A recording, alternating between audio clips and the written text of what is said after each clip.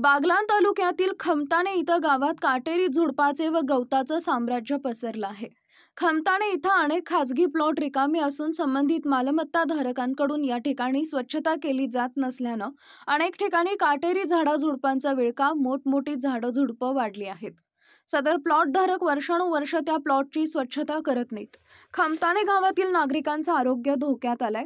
गावात दरवर्षी पावसाळ्यात या रिकाम्या पडलेल्या प्लॉटमुळे स्वच्छता प्रश्न ऐरणीवर येत असल्यानं खमताणे नागरिकांच्या आरोग्याचा प्रश्न निर्माण झाला आहे. सततच्या पावसानं गावात मोठ्या प्रमाणात गाजर गवत वाढल्यानं गावात घाणीचं साम्राज्य वाढलंय.